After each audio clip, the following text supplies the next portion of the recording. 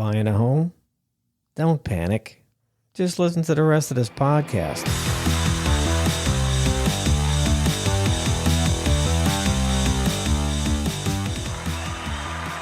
Jeff Schulte is back, the one and only pool contractor, pool inspector, extraordinaire. Some of the above. Yeah. And I got to tell you this really crazy story. There was this podcast that was supposed to happen like about 10 days ago, and the podcaster forgot about the podcastee coming over, which was you coming to my house. So I apologize for that. I was actually sitting at my table, drinking coffee in the morning, just relaxing. I actually had the day off.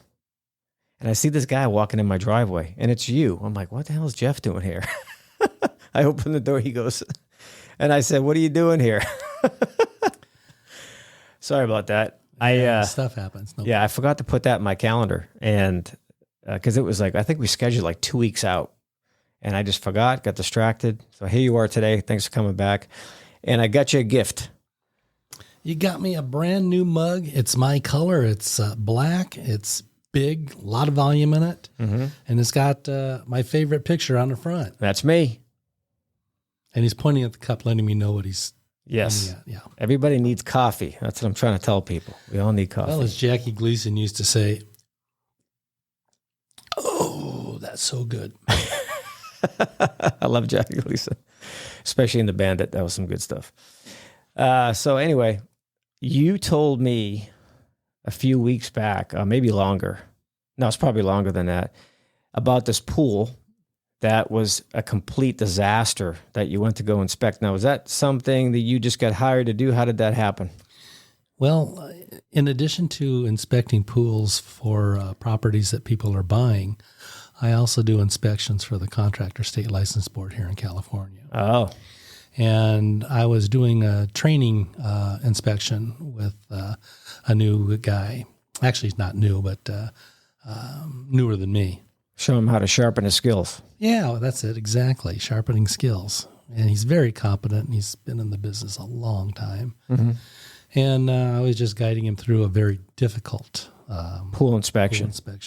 So well, let me stop you there for a second. So something I haven't pointed out yet with you is, there is a difference from building pools and inspecting pools. Would you say? Of course there is. Okay. So that's the same thing with home inspectors like myself, as opposed to a contractor coming to inspect your house. So when a contractor comes over to inspect someone's house, they are not doing anything close to what a home inspector does. Just want to put that out there so people understand that. I'm just going to get a contractor to come over and he's going to walk through your house and leave. That's all he's going to do. Oh, yeah, that looks good. Okay, yeah, we can do that, yeah. Oh, yeah, you got to raise foundation, yeah. He's not going to go under your house. They just don't do any of that stuff. They don't go in the attic. So tell me a similar comparison on the pool side of things. Well, a contractor has a certain mindset when he's walking in. Money. And he's looking for a contract. And he may or may not want to do the job, but he's going to point out a lot of things that may or may not be an actual problem. Right. And it depends upon his skill. There are contractors who have been in business for 30 years, and they have 30 cumulative years of experience. They learn something new each year. And then there are contractors who do the same thing every single year for 30 years. Right. And their breadth of knowledge is very limited. But they still call themselves contractors, and they can still be licensed by the state. An inspector has a worldwide view of what he's looking at. He looks at all of the details. He's checked on what needs to be done, the different levels of skills that were provided to constructing this house. With his checklist, which he has honed over the years, he has a certain number of things that he wants to look at in addition to what other people would consider to be normal. Right. So he's much more professional about what he's doing. Right. He's more detailed, so it's more detail-oriented. He's got a checklist he's going through, make sure everything's functioning, and so forth, right? And then he's going to write his opinion whether it meets industry standard or doesn't meet industry standard, and why. Got it. Okay. So let's get back to this interesting pool story that you have. So I actually pulled up the photos that you had text me a while back. This is like, wow. So how old is this pool? This pool's about a year old. That is a disaster. And that's just my first glance. It's not holding water, so the owner drained it. He was afraid that too much water was being leaked back into the earth, which makes the problem even more compounded. Was this on a flat lot or a hillside? It's on a hillside. Oh, that's not good. So what we can't see is the lot in front was cut, and there's a hillside going up behind this. Cut and filled? Across the street is cut and filled. This one is just cut. Okay. So the cracks here, what caught my eye right away was all this white. So it looks like the pool was leaking, something was leaking into the pool itself. Am I right? Yes, the groundwater level is high, and the pool had been leaking, and water's transferring back and forth from the pool to the earth and from the earth to the pool. Wow. So, I see. So water from the pool was going through the cracks, and then it was coming back in. Right. Wow. Interesting. So here we have salts and minerals that are being brought up from the soil through the concrete, and it's dissolving the structure, and it comes out through the cracks and precipitates onto the surface of the pool. And I noticed I got this rust right here. How do you get rust in a 1-year-old pool? The pool is constructed of a steel shell, and then it's shot over with gunite. And the steel has been exposed to a lot of water, and it's rusting through the shell of the pool. Now, there are two types of pool shells. There's gunite, where they mix sand and cement on site, and then they blast it through a hose, and it's wetted at the end when it comes out, and they spray it on and build a pool shell. Is that pre-mixed? It's not pre-mixed. It's mixed on site. Mixed on site, okay. Then there's shotcrete, which is pre-mixed. Okay. And it comes from a batch plant, and it's guaranteed at a certain strength as it comes off the truck. And it's wet, and it's sprayed through a hose and is deposited on, and then it's cut and smoothed. What do you mean by cut? When it's sprayed onto the surface of the pool, it's very rough and it's wavy. And so they overspray it so that it's larger, thicker than it needs to be. And then they take up to 5-inch knives, and they... You mean like trowels and stuff? Yeah, and they carve it. Got it. This pool is from the former. It's gunite. And with gunite, the mixture comes in a big pile of sand out front, and there's a big container of raw, unmixed cement powder. And there's a machine with a screw that's maybe 10 feet tall, and they dump sand in one side of this machine, and they dump cement in the other. And as it goes up this screw mix, it blends it to a certain strength. And there's dials and gauges that tell the operator of this machine how strong it is. The problem is, and this is the little secret that nobody knows about. Shh. Yes, don't tell anybody. It's a secret. After a couple of uses, the dials and gauges get so encrusted with cement you can't read them. Oh, shit. So they listen for the sound that the machine makes as it's mixing. And it makes a certain noise. And you can be way off in the strength I of bet. gunite. So all the independent guys don't use gunite. We all use shotcrete. So if someone's using the other, you want to make sure you go out there and check their gauges first, make sure they can read them. Yes, and there's such a thing as taking samples, and you can take samples by making a panel that's approximately 12 inches by 12 inches by 6 inches thick, and shooting a little panel and carving it and setting that aside, and it could be sent to a lab. Or you can shoot cylinders if they're large enough. And there's several ways to take samples. And then they go to a lab, and they're guaranteed at a certain strength. I see. So you can take samples before you actually shoot the pool. Yes. Well, wouldn't that take days or weeks before you actually get to shoot the pool? It does. So that slows things down. But if you want to be really precise. That's a good way to do it. Yeah, typically they're taken as you're building the shell of the pool, and then it's just the lab samples are tested up to 28 days later, and then you get those results confirming that the pool was built as it should have been. Oh, I see. But if it's wrong, then you get bad news. Yes, that's exactly right. Now the contractor is obligated to come back and rip it all out? I actually don't know. I only know when a pool has failed, whether it needs to be ripped out or not. Sometimes a pool can be less strong than it's supposed to be, and it works for years and years and years. I see. Okay. So these cracks, let's get into what my customers typically freak out over, and that's a crack, because crack kills. And Bad. crack kills deals. So sometimes I'll see like a really hairline crack in a surface. That's, look, we're all looking at the pool. Now, the customers don't understand that my eyes only work as good as their eyes, and I can only see through the water like they can. They think I'm coming in with the, Superman eyes and X-ray vision, and I can predict what's going to happen underneath the surface. That's not the case. I'm only doing a visual inspection. But if I see a hairline crack, I usually tell them, you know what?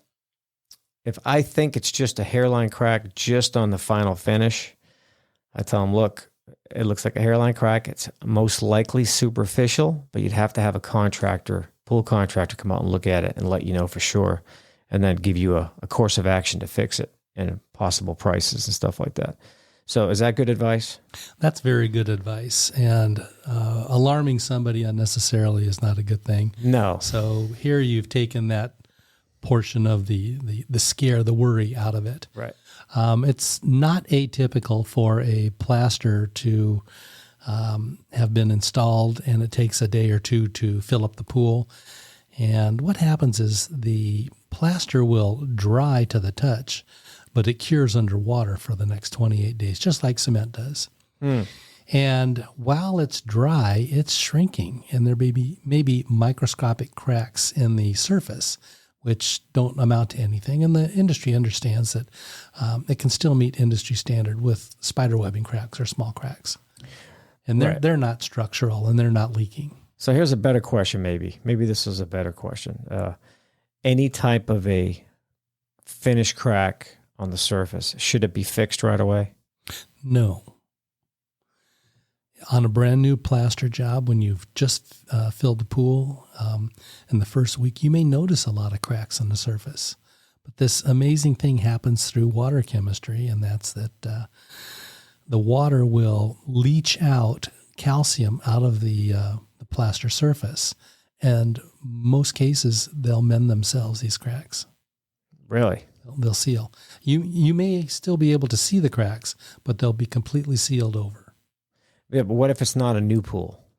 If it's an old pool and we see cracks, especially like cracks like these where it's those are excessive, readily visible. It's possible to take some dye, and the dye can be in the form of a 1 ounce bottle of phenol red in your pool test kit, or methyl blue, or it could be a 1/2 ounce bottle of food dye that you have in your kitchen cabinet. And if you pull this dye out and unscrew the top and squeeze a couple of drops underwater right next to the crack, if it's leaking, the dye will go right into the cracks. That's a good way to test a skimmer. It is. And I'm going to jump off topic and jump right into that. Just tell you a quick story about that. I had a pool years ago in Chatsworth, and I was losing water. And I knew I was really focused on watching this pool to see what it was doing. That's just how I am. A little too anal sometimes. And I noticed every couple of days I had to put water in it. I'm like, so this thing's leaking. I had no visible cracks around the base of the pool, inside the pool, anywhere. The tile all looked good. I didn't see any kind of abnormalities around the surface or anything like that. So I'm like, it's got to be my skimmer. So before I thought of using the dye, then again, I was thinking the dye thing, it's kind of amateur to me. I was just thinking, that's probably not the best way of doing it. So I contacted a leak detection company. What a fucking scam that was, dude. I'm not going to give you the guy's name, that this guy was an idiot. And so he sends out one of his guys, and he puts this little probe inside the water, walks around for about, I don't know, 10, 15 minutes. Yeah, I know. We're not really noticing any leaks. I'm like, okay. It was a sound device he put in there. A hydrophone? Yeah. So that's what he was using. So they charged me $375 for that. So I'm like, well, I tried it. He came out. He did his service, which I think was absolute bullshit. So now I'm thinking, you know what? I'm going to prove this guy wrong. So I went down to the pool store, grabbed the dye, brought it home, poured it right next to my skimmer. That blue dye shot right into that cracks in the skimmer, which he never even looked at. So I called the owner. I said, hey, you need to send your guy back out here. I didn't tell him what I did yet. And check this pool again for leaks. I know this pool's leaking. So he sends his guy out, and he comes back. And in the process of the phone call, I said, by the way, I paid you $375. And when your guy left, I put a stop payment on that check. He's like, really? What'd you do that for? And he starts getting all ugly with me on the phone. I said, listen, I'm not going to let you scam me and take my money for doing nothing. So you get your guy back here to look at this pool again, because I already found the leak, but I didn't tell him I found the leak. I wanted to see what they would do. Guy comes back out, walks up to him. He goes, yeah, my boss wants us to get paid first. I'm like, that ain't happening. You have a nice day. So then the owner of the company we're yelling at each other on the phone. I said, hey man, do what you got to do. You're not scamming me. He said, I already found the leak. The leak's in the skimmer. And your guy with all his technology who spent 10, 15 minutes on my pool couldn't find anything. And you think I'm going to give you $375? I don't think so. He took my case, went down to the DA's office, tried to have me charged with writing bad checks. I'm like, I didn't write a bad check. I put a stop payment on a check, and I had the amount of money in the account. So that's not how the law works. So I knew how the law worked on that.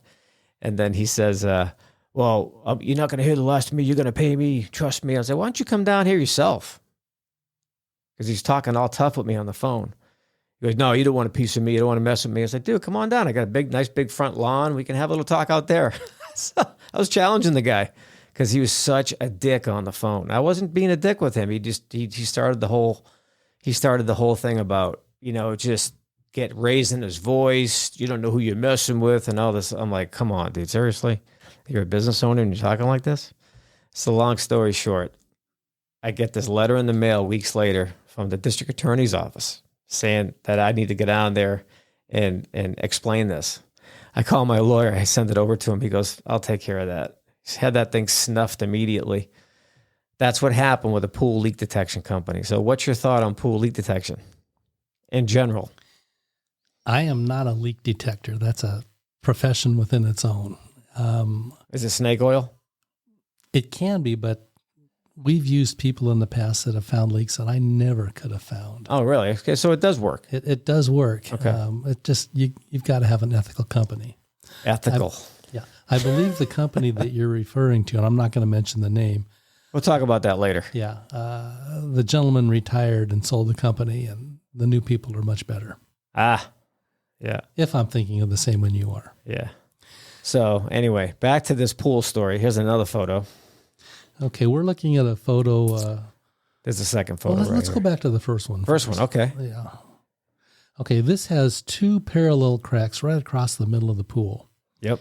And when I see parallel cracks like that, especially if they're spaced 18 inches on center or 24 inches on center or 12 inches on center, it makes me think that those cracks lie right over rebar that's not covered by enough concrete. And a crack would occur there. So what you're saying is the rebar is too close to the surface. Exactly. Yep. So that's one thing that comes to mind here, but there are just so many cracks in this. Yeah, the rust thing caught my eye right away. Like I said, all these, are these considered like fissures?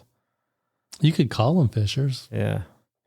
Okay, so can we go to the next photo? Yes. All right, so here's the second one. That's more of a close-up of the side of the pool. That looks like probably the deeper end. Now, we call this a blown shell, where it cannot be fixed. There's no repairs that are... Foobar. Yes, fouled up beyond any recognition. You used the word fouled. I was going to use another word, but that's okay. Yeah, well, I don't know all of the audience here yet. I don't think I've offended anybody yet. Sorry if I did. It's unintentional. It's just another snafu, isn't it? It's another snafu. Situation normal, all fouled up. Yes. So yeah, these are a lot of cracks. I've yet to see a pool in this condition. I have not seen one like this. To see a pool in this condition means there's a lot of movement going on underneath where you can't see it. Right. The soil underneath the pool is moving. The pool itself is moving. It takes a lot of force to cause cracks like this to occur. Mm. So for me, this is groundwater in the soil that's very close to the surface. It's a weak pool shell. If the pool hadn't moved like this, it likely would have just floated out of the ground like a concrete boat. A concrete boat. Yes. I've heard of those stories where they kind of pop right up. Pop out of the ground, yeah. What a ride that would be if you were actually in the pool when it happened. You wouldn't even notice it. It happens so slowly. I once knew, and this is just an anecdote, but a guy who drained a pool to acid wash it, and he's down in the bottom of the pool, and he gets out, and all of a sudden he looks around. What's strange about this? And the pool had risen about 4 to 6 inches, but it doesn't raise out of the ground evenly. One end was still close to the level, right? And the other end like that. Yeah, it's tilted. Wow. Now, when a pool pops out of the ground, it doesn't come out of the pool evenly, and there's not a gap underneath the pool. It sucks up mud and dirt with it, so it can't be re-leveled. It's filling in that empty space as it comes up. You can't re-level this pool. What a mess. You got to jackhammer that apart and redo it, right? There you go. Wow. That's a big mess. That's a big mess. And that's likely what's going to happen here. This pool's going to need to be jackhammered out and completely rebuilt. But you can't just do the pool shell. You've got to do the coping and the steps and all of the cement work around it. Well, I really hope the owner of this pool is able to get some recourse out of the person who put it in, because that's an expensive thing that probably in litigation over right now. Yeah, and I can't comment. Sure. No, I didn't think you would, but I'm just saying, on a legal side of things, I mean, that's a big job, and that's $50,000 to $100,000 for a pool? To remove the pool, it could be $30,000 to $50,000. Just to remove it.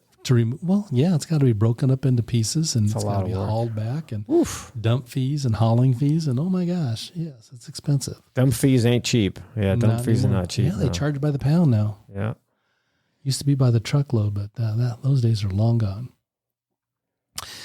And you can't just start building a new pool. You've got to get new permits, and you've got to get geosoils approval. Mm-hmm. So once you dig this pool out, you may have to dig out several more feet of soil till you find good soil underneath this. Then you backfill it with solid cement and maybe some steel in there. Then you can start. So this pool is obviously empty right now. So you guys showed up, it was already empty? Yes. So, and that was because it was leaking. Oh, that's right. You mentioned the homeowners was worried about it leaking more water into the ground. Right. That's what you mentioned, yeah. So what is the one thing that a pool needs to be properly inspected when you show up to do an inspection? Okay. I'm not following this. You're not following that? Yeah. It needs water. Okay. So that one went right over my head. See, it's kind of a obvious. It's an obvious thing, yes, but it can be a trick question. So, what's the one thing a pool needs to go inspect it? On a standard inspection, you've got to have water. You need water, right? So, yes. I've shown up to houses to do pool inspections, and there's no water. So the customer's like, well, "What can you do?" I said, "I'm going to just refund your money. There's nothing I can do here except say there's no water in your pool." Because there's no water in your pool, I can't turn on your filtration system. I can't test any of that. You don't want to. You can't even tell if it's level. Right. You don't want to. I don't want to run this thing dry. Yeah, I can't turn on these pumps and stuff like that. There's nothing I can do. Here's your money back. You need to have this thing filled, and if you want me to come back, then we can redo the deal, and I'll come back out. But because it's empty, that to me is kind of a red flag. Why is it empty? So that's a good supposition, because pools are only empty for a reason. Right. Switches are shut off typically for a reason. Like circuit breakers on a panel, they're off typically for a reason. Either they keep tripping or someone turns it off because they know there's a problem. So it kind of goes along the same line there. So my point is, anybody that's looking for a pool inspection, make sure you have water in the pool before you have us come over. That's one, and the other is make sure the water's clear so we can view the bottom. Yeah, so that's another thing I ran into before too. Hey, John, we need the pool inspection too, but the pool's kind of green. I said, well, it's got water in it, right? Yeah, well, I can at least run it. I can run the system. I can't comment on the pool surface because I can't see it. If you're okay with that, we can proceed. If you don't want it, you want to wait till it's clear. But when I showed up, the guy had come out and shocked it, and it was clear enough. It was a little cloudy, but it was better. And it's like you going out to a house and it has no electricity or the gas has been shut off and you can't do your complete test. I can't test, but I can still look at the components. Like on a home inspection, if the gas is off, I can still inspect the gas appliances, but I can't test them. Right. I just can't turn them. But I can see if the connections are good. They looks like they're safely installed. They have the right vent piping. There's a lot of things I can still do. So I always tell people, look, I can still look at this stuff. You're not getting shortchanged by me. I just can't turn it on. We get some more photos here. I just love this pool. This is a photo going through the steps of the pool, and a big chunk up in the upper right has popped off, showing the depth of the crack. Now, as we're looking at this crack, we can see up in the upper right, it's wide. It's between 1/8 of an inch and 1/4 inch wide. Yeah, it looks like a piece broke off right there. Piece broke off. And then we can see a line of putty. Yes. Epoxy putty that was hastily installed as a temporary fix. Right. And it doesn't match in color, doesn't match in texture. Who knows why it doesn't go all the way up and all the way down. That looks like the stuff you would use for like a small crack on a skimmer, right? It's a temporary thing. Yeah, it's like a Band-Aid. A Band-Aid. Yeah. So it might get you through a season or longer, but eventually it will fall off. Right. So this picture is very busy. I noticed these, it looks like grinding marks right here in the finish. That's what it looks like. And then slide over to the fitting right there. Yeah, look at that. So this is... you can see the aggregate. Yeah, this is not the quality of installation I would like to see. No, I've yet to see something like this. The craziest pool finish I ever seen was a just worn out, like it almost looked like a leopard. This pool finish, the best term I could say was it looked like a leopard. It had spots everywhere. And what it was is there was just a whole bunch of missing pieces of the finish. And it was kind of weird. And the realtor looked at me and goes, oh, no, that they did it that way. They designed it that way. I was like, oh, really? Do you have a picture of that available? I don't, because I'd have to really research. Okay. I just thought of it now. So if I had thought of it sooner, I'd have had it ready to go. But it was not part of the pool. It was a damaged finish, but it was just very consistent all the way through it. And I said, ma'am, this is not the way it was made. If I see a pool with a surface like that, and the holes or the spots can be dime-sized or bigger, they can be a foot in diameter. Most of them are typically small, between a dime and $50 size. To me, that we call that spalling. And right. The top surface top surface layer is dried out quicker than the underlying material. And when we plaster a pool, we're troweling it, and we're pushing the heavy particles down and the fine particles come up to the surface. And that's what makes it really smooth rather than grainy. Right. And that top layer of fine particles separates typically when the pool's had way too many chemicals installed, such as acid, or it's been emptied and dried out for a long time where it begins to self-peel. And when that happens, it can be rough and it can be dangerous to little kids' feet. Probably not adults because we've all got calluses on our feet, but it can cut a child's feet. And you wouldn't necessarily notice it while a child is in the pool because the blood dissipates in the water. And they're just having so much fun. They're having so much fun. But then they get out of the pool and their feet are red and cut, and oh my gosh, it's a horror.